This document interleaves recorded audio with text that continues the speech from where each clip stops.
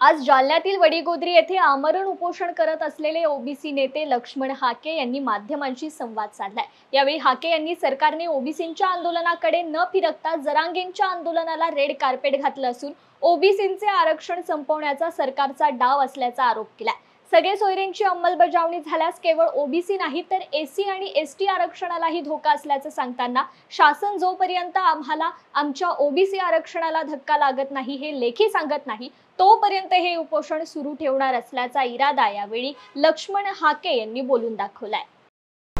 शासन जोपर्यंत आम्हाला आमच्या ओबीसीच्या आरक्षणाला कसा धक्का लागत नाही याचं उत्तर आम्हाला जोपर्यंत मिळत नाही किंवा एका बाजूला शासन म्हणते ओबीसी आरक्षणाला धक्का लागत नाही आणि दुसऱ्या बाजूला जरांगे साहेब म्हणतात की आम्ही ओबीसीमध्ये ऑलरेडी घुसलेलो आहोत।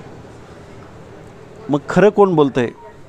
जरांगे साहेब खरं बोलतायत किंवा त्यांच्या आंदोलनाला रेड कार्पेट टाकून गव्हर्नमेंट बनतंय खरं बोलतंय का जरांगे साहेब खरं बोलतायत? आणि मग आमच्या ओबीसींच्या मनामध्ये प्रचंड संभ्रमावस्था आहे। आपलं आरक्षण गेलं आहे का, आपलं आरक्षण राहिलं आहे का किंवा काय, या सगळ्या गोष्टीची उत्तरं शासनाकडून आपल्याला लेखी पाहिजे। लेखी आम्हाला उत्तर द्यावं आणि राज्यपालांच्या सहीसह द्यावं आणि लेखी आम्हाला दिलं ह्या दोन प्रश्नाची उत्तरं द्यावीत, लेखी द्यावीत।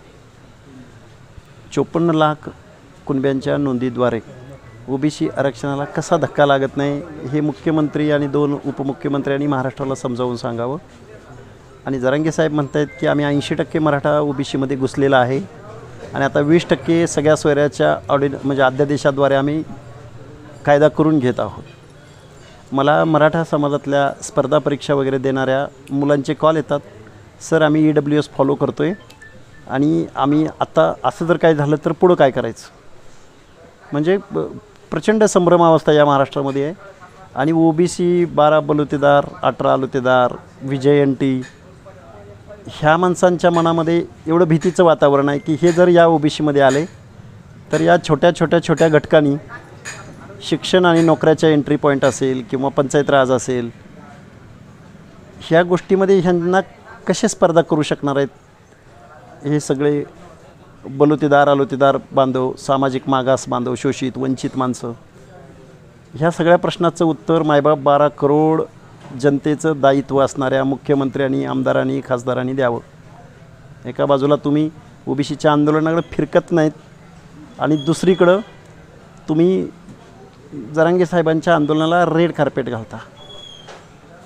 काय चाललं आहे महाराष्ट्रात? असं असतो का महाराष्ट्र?